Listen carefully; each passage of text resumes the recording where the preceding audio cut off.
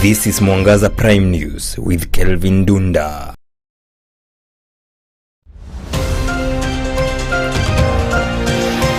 Good evening, good to see you. It's a pleasure having you tonight. Indeed, you're right on time for 9 p.m. Prime Time News right here from my news center tonight. Talk to us on SMS line number 22914 on our Facebook Twitter page at Mwangaza TV at Kelvin Ndunda. And language interpreter tonight is, or rather, Sen language interpreter tonight is Naomi Mother. Now, starting over on his bulletin, President William Ruto has had a hectic schedule in Yokohama, Japan, ahead of the official opening of the 90th Tokyo International Conference on African Development. The president started the day by meeting Japan Prime Minister Shigeru Ishiba. At a meeting, he said Kenya and Japan have had a strong and cordial partnership that goes back in 60 years. He expressed the need for Japan to deal with the tariff and non-tariff barriers so that the agricultural produce, including avocados and tea, can get more access to Japanese market. In response, Prime Minister Ishiba pledged that his administration would look into market access issues raised by President William Ruto, while non-tariff barriers would be studied and responded to. And His Excellency, this alignment opens the door for deepened collaboration in, among others, the following key areas. Digitalization. There is opportunity for us to collaborate in the development of digital skills and training, innovation hubs, and financial technology to unlock over 1 million jobs. Kenya is incubating global software solutions, enabling cross-border e-commerce, and fostering business process outsourcing at scale. Our ambition is to train and export 1 million digital jobs backed by our youthful pool talent and robust connectivity.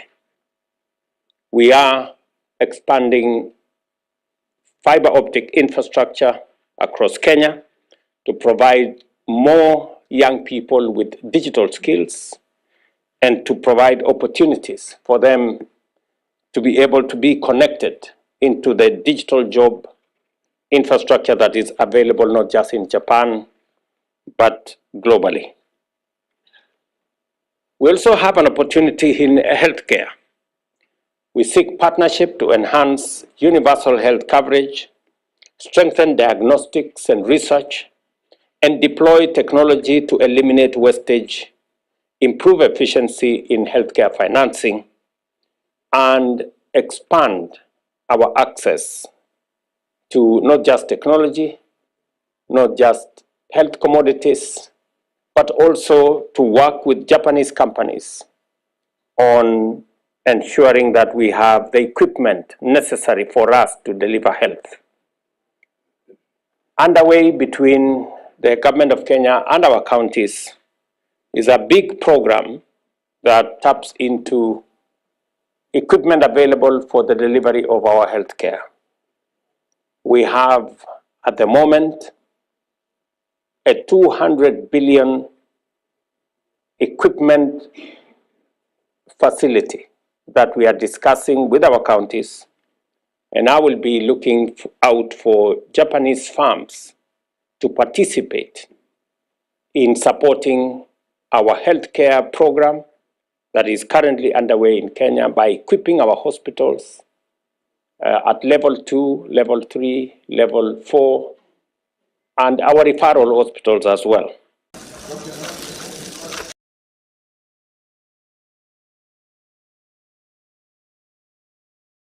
A group of Isiolo County residents led by prominent community leaders has urged President William Ruto's stance against the corruption, calling for immediate action following the first allegations of bribery in the Senate.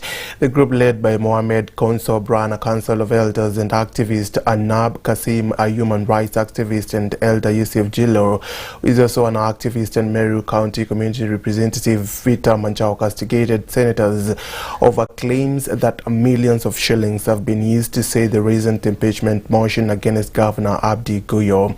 Addressing the press in Isiolo Town, the leaders have accused individual senators of betraying the public trust by accepting bribes to save Governor Guyo from being ousted out of his seat. The people of Isiolo County fully echo the President's blunt truth in describing the Senate as Sokohuru. This is not an exaggeration, but a reality that Isiolo and the entire nation knows too well. The Senate, just like the President, His Excellency Dr. William Samoei Ruto said, pocketed over 150 million and shamelessly sold the people of Isiolo. We fully concur with the President and Senator Dulo, who made the assertion the very first day on the floor of the Senate. Justice for Isiolo people was threatened at the floor of the Senate. We have information that senators were being given between 5 million to 15 million to shooting down the impeachment motion that was tabled in Senate against the governor of Isiolo, Abdi Guyo. We highly appreciate that he has come to the recognition that injustice has been happening to this county. Tunataka kuona ya kwamba Isiolo cess inaokotwa na kuna watu wanaweka kwa mfuko. Tunataka kujua EACC ni kazi gani inafanya despite kupatiwa reports. Isiolo cess imekuwa sasa kwa sababu assembly imekuwa destabilized na wale wenye walikuwa na intention hiyo, sasa ni kuokota pesa na pesa haiwekwi katika njia nzuri. A section of residents in Uasin Gishu have expressed their support for President William Ruto over his stance on corruptions and bribery allegations in Parliament. The residents noted that such practices have been ongoing for a long time, undermining the service delivery and the public trust on our leaders. They have urged the head of state to crack a whip on all implicated regardless of their political affiliations, saying that the Kenyans are tired of the leaders who put their personal interest above the welfare of Kenyan citizens. Ni corrupt because kuna bills zinaletwa mingi ambayo sisi kama wananchi hatuoni kama inatusaidia. Wanapeleka bills kama tuseme kuimpeach governor. So governor akifika kwa parliament tunaona mambo yanaenda hivi, committee inakuja na changu datengenezwa. So baadaye tunasikia ati governor hana makosa. Na hapa kwa ground kama wananchi tumetemba governor ako na ofisadi. So tuna present kile president alisema na support hao wabunge ambao ni corrupt. Hata kama ingekuwa uwezo wetu, hiyo parliament ingekuwa imeshafunjwa iende chini ndio tuchague viongozi wapya, because sasa hiyo parliament imekuwa sasa ni mali ya biashara, sio pale ya kusaidia mwananchi. So rais mwenyewe ametambusa na mdomo wake akasema hii parliament ni mbaya, wanaitisha pesa zaidi. Si imekuwa ofisadi kuanzia kitambo. Ni bila tu labda naona pesa imeisha sababu ya hii mambo ya Harambee Stars ndio naona imeleta hii tabu. Lakini hawa wabunge wamekuwa wafisadi, wamekuwa wakipitiza kila kitu sababu ya ufisadi. Hawa wabunge wetu hawajai kuwa wabunge wa maana. Sasa president kusema ni wafisadi imewauma sana sababu wanagundua wanakuja kwa by election na watu wataona kumbe hawa watu ni wafisadi, tutapeleka wote nyumbani. Lakini wamekuwa wafisadi wakubwa. Sasa wabunge wanapewa mpaka 10,000 kwa choo. Sasa sijui nini wanalalamika. Hakuna SHA walipitiza, NHF hiyo wakapitiza. Mbona siku hiyo wako wanalalamika? Bila tu pesa sahihi hakuna, ndio naona wameleta hii problem. Cabinet Secretary for Internal and Government Coordination Kipchumba Murkomen has decried the rising cases of femicides, suicide and gender-based violence in the country and called for concentrated efforts by key stakeholders to address the vices. The CS noted that the banal brutal killings targeted members of the public, mostly women and young girls, saying heinous acts of violence both destroy families and shake the communities as a whole, making people to live live in constant fear. Speaking during the media briefing in Olkarau town in Nyandarua County in its 31st Jukwaa la Usalama County tour, the Cabinet Secretary Mwangaza noted that such cases are indicators of deplorable mental health issues, but are called on investigative bodies rather to ensure justice are done to victims.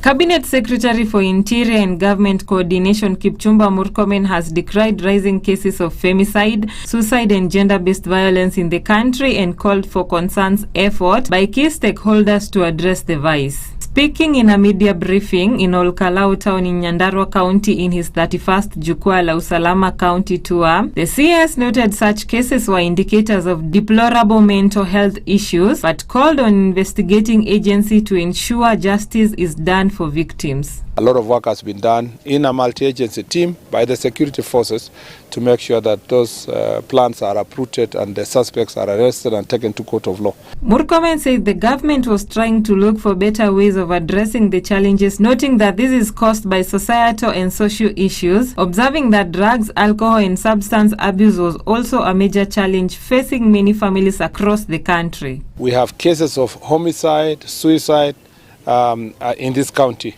Rampant cases, and it is related to mental health issues, and we are actually trying to find better ways of addressing this because it is contributed by societal and social issues, and particularly where cases are related to femicide and gender-based violence.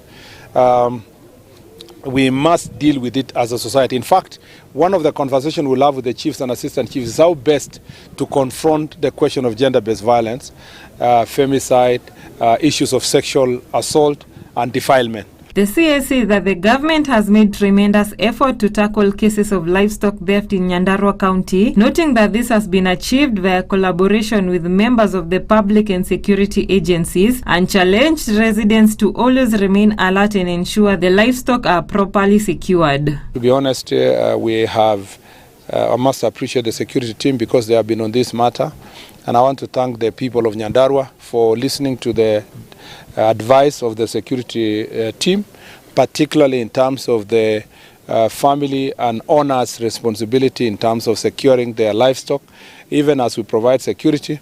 In the past, it's been that people are living very far from their cow sheds.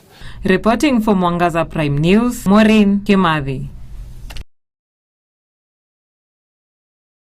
Thanks, Maureen, for that detailed report. Let's now switch gears. The battle to protect some of the burden of illegal slaughterhouses has gone a notch higher after 13 riders rode over 500 kilometers to sensitize police officers manning roadblocks on illegal transportation of donkeys or their products. The riders, in the company of the farming systems in the country and Brook East African officials, rode the day in Kiambu County through Narok County to Bomet County. Speaking when they spotted in Narok County's Commissioner's Office, the FSK Executive Director Kenneth Wamunga has underscored the importance of sensitizing police officers on laws of protecting donkeys from illegal slaughterhouse and transportation as well. The fight to protect donkeys from illegal slaughter and transportation has taken a bold step. 13 riders have covered a 500-kilometer journey to sensitize police officers operating roadblocks on the illegal trade. The riders, accompanied by officials from Farming System Kenya and Brook East Africa, began their trek in Deya, Kiambu County, passing through Narok and ending in Bomet. Along the way, they engaged officers at 7 roadblocks, raising awareness on laws safeguarding donkeys. In today's ride, we are riding for donkeys. Ride for Donkeys is an initiative to create awareness to the general public and to the law enforcers on the donkey slaughter that is happening illegally in the bush following the closure of all the donkey slaughter slabs that happened a while back. After that, there was the high need for a jail, which has led to the increased demand for donkey skin, and which has led to later on the illegal slaughter. Speaking in Narok, Farming System Kenya Executive Director Kenneth Wamuga stressed the importance of educating police officers and local on reporting cases of donkey theft and bush slaughter. Narok County Commissioner Kipkoech Lotietia commended the riders for what he termed a noble initiative, urging stakeholders to join forces against the illegal trade. Na wamekuja wakihamasisha maafisa wetu katika roadblocks na katika pia police stations ili wakaweza kujua wakaweza kuwa na ufahamu ya kujua ni sheria gani ambapo wanashika watu ambao wanabeba nyama punda wakaweza kuelewa. Hii kampeni ya leo tunasema kabisa tunaunga mkono na naomba wadau wote washikane kuhakikisha pia wale walinda salama pia waweka pia wamekuwa sensitized. Dr. Yegon Kibet of Brook East Africa warned that donkey cartels are butchering the animals in bushes and discussing the meat as beef, particularly in Nairobi and Kiambu counties. He cautioned that if the trade is not stopped, the donkey population could be wiped out, exposing communities to dangerous zoonotic diseases like anthrax. Leading the riders, veterinary surgeon Dr. Brian Mwaura reaffirmed that their mission was to raise awareness and ensure the protection of the beast of burden from extinction. It is actually a risk to both the public health, animal welfare, and more so the donkey welfare, because in the manner in which these donkeys are slaughtered in the bushes. Also, this meat is sold as beef to unsuspecting buyers, mostly in Bama Market, Dagoretti, and this is a risk to their public health because of the zoonotic diseases we see, and also to the donkey population, which by the year 2009 it was at 1.8 million, and 2021 it had reduced to 1.1 million. Reporting for Mwangaza TV Prime News, I'm Evelyn Wangari. The Principal Secretary for State Department of Science, Research and Innovation, Prof. Shaukat Abdul Razak, has said that the country needs to be a producer of technology and not just a consumer. Speaking during a media roundtable with science journalists during the National Research Fund at Egerton University, the PS noted that embracing science and technology and innovation is a solution for the countries not only to produce what it wants, but also be able to safeguard and protect its own people. Why am I saying this? It's a misconception of science that we have. You can be able to have efficiency in terms of utilization of food or feed for livestock. You can be able to ensure that the same animal is resistant to some diseases. And you make sure that the same animal can be able to give you a little bit of meat, beef. And the fourth one, that animal can be able to give you the milk as well. Unless you embrace biotechnology, you cannot be able to do this. Unless you embrace the advancements in science, you cannot be able to do this. We need to safeguard. We need to be so jealous of our intellectuals. We need to safeguard and be able to contain the brain drain so that we can have brain gain. But it's not enough. Parliament will allocate the necessary resources to ensure that research continuously goes on. Parliament will translate or whatever ideas that you have in research and technology, embed it in law, so that whatever is passed or brought forward is actually put into law to avoid a lot of litigation in this country. So that whatever scientific research findings that you've been able to come up with is actually anchored in law.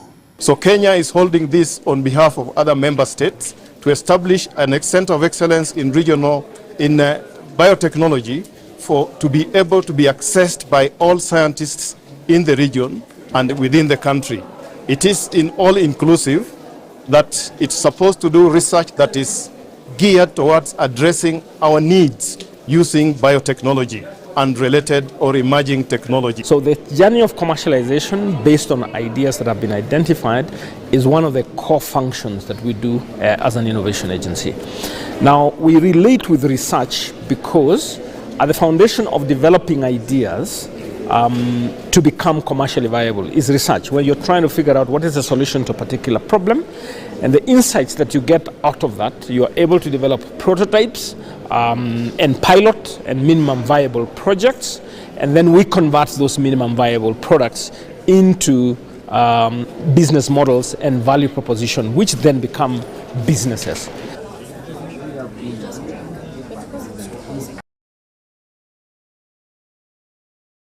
It's exactly 20 minutes on the clock, and that report takes us on a breather tonight. Much more coming on the screen stuff at this time.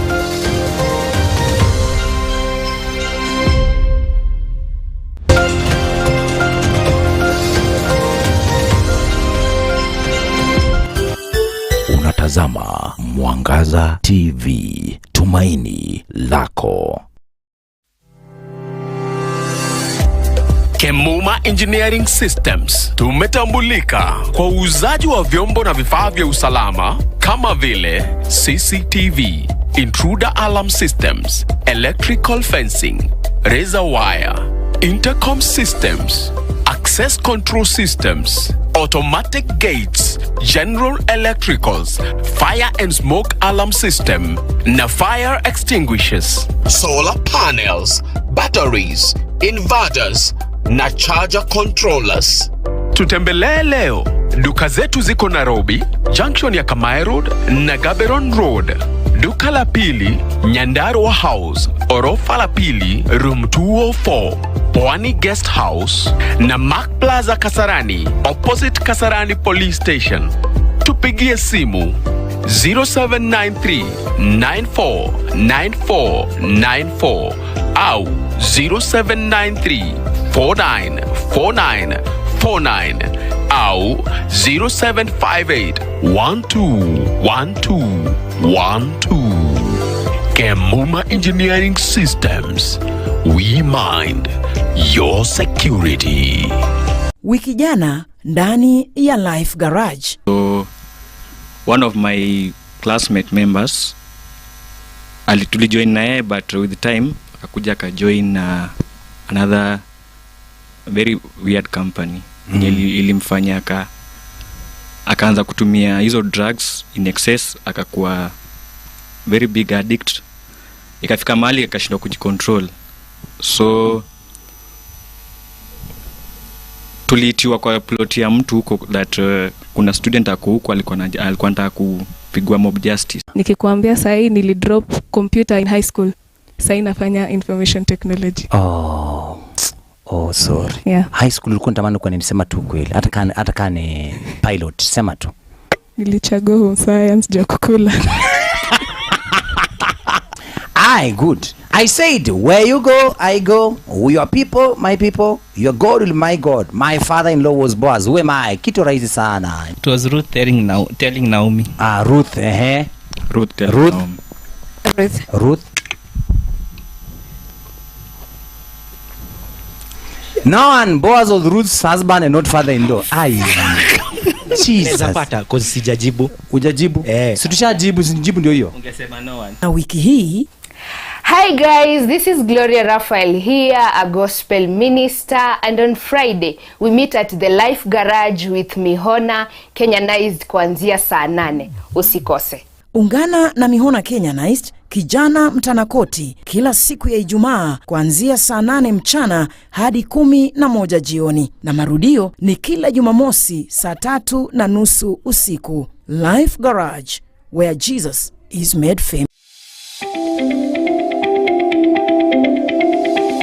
In a world driven by innovation, the right skills can open doors you never imagined. At Jewel Technical College, get the skills for today's fastest growing fields. We provide hands-on training in the most in-demand technical fields.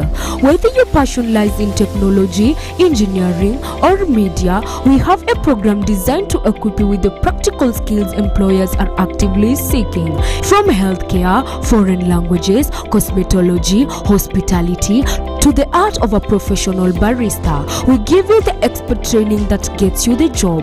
You learn in a supportive and dynamic environment, guided by experienced industry professionals dedicated to your success. Jewel Technical College is your launching pad to a successful career.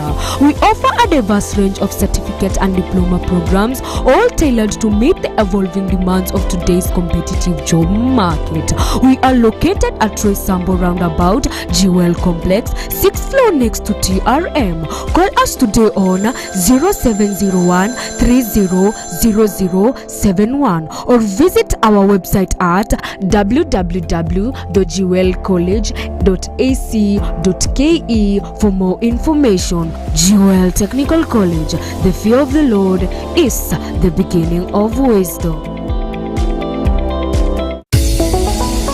Unatafuta vyombo vya muziki? Smart Search Limited ni suluhu lako. Tuna vyombo vya muziki aina zote: speakers, speaker keyboards, power mixers, keyboards, guitars, drum sets, amplifiers na accessories zingine nyingi. Kwa habari zaidi tupigie simu kupitia 0720 046 100 au 0739 046 100. Smart Search Limited, your trusted sound partner.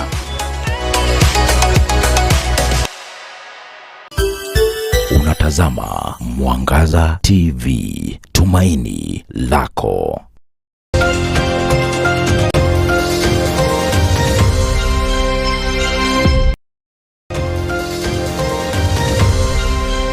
Come back, and special thanks for keeping it right here. Senior health officials have raised concerns about underrepresentation of people living with disabilities in the country despite nearly 1 million registered cases nationwide.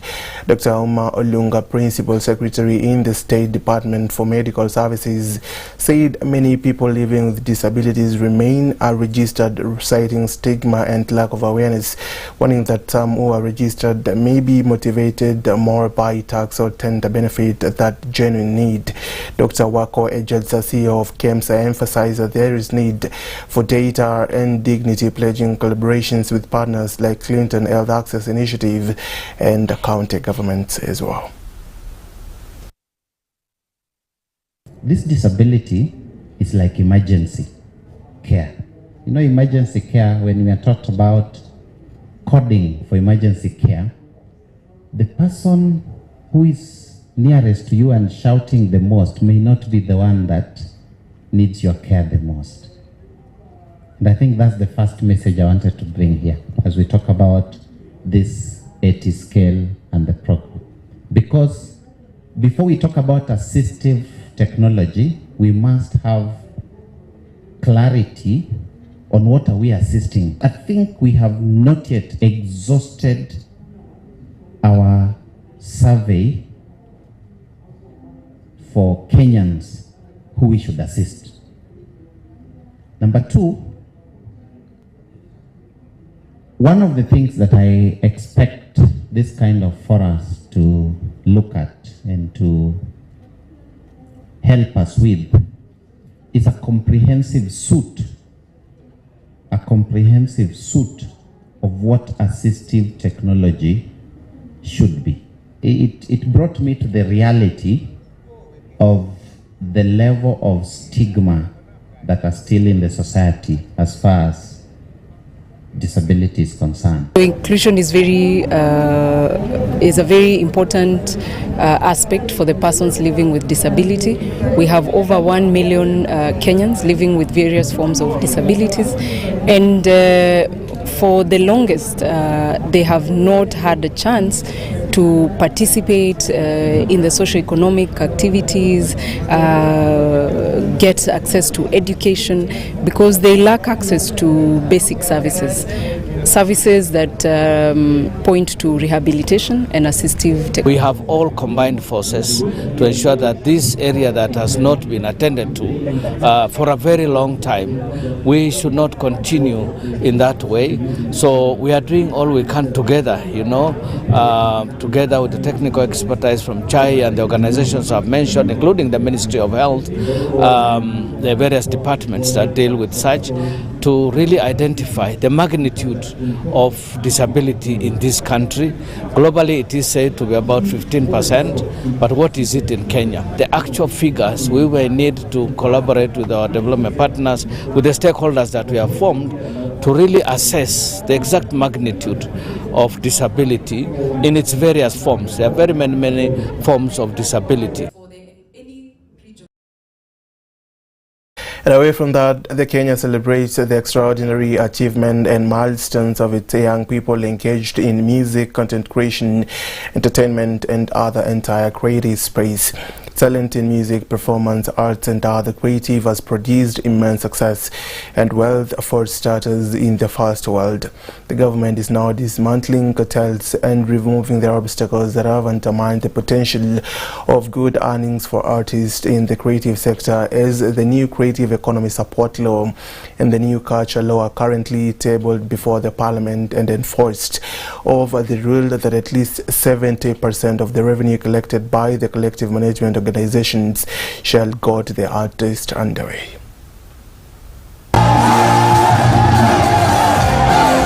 We have we've created a new State Department for Creative Economy, under the Ministry of Youth, to provide coordination of the affairs of the creative economy.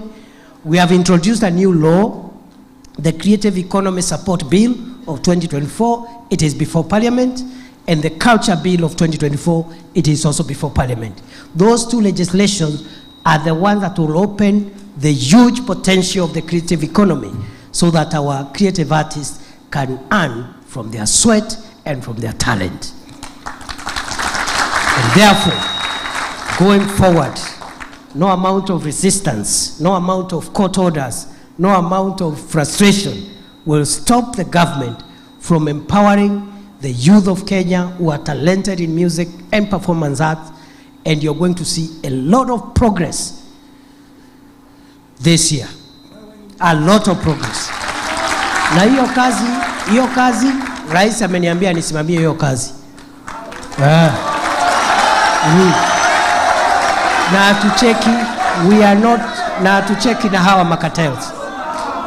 Unajua wakati siku ingine pale nyuma, nilikuwa waziri wa usalama, kulikuwa na mabandits wanasumbua watu pale North Rift, na walikuwa wajeuri, walikuwa na kiburi, walikuwa na maringo. Saa ingine waziri yako pale ana address mkutano, wanapiga risasi za juu hapo tu. Walienda hawakuenda.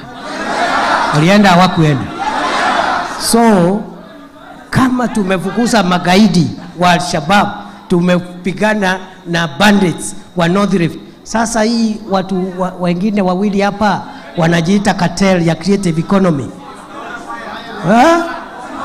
Si wataona fire? Ni fire si fire. Ni fire si fire. Ni noma si noma. Waende wasiende. Na mambo ni magapi? Aidha wakome kunyanyasa wasanii, wasipokoma tuwapeleke kotini, wasipokoma Fire si fire. Noma si noma. Utam si utam.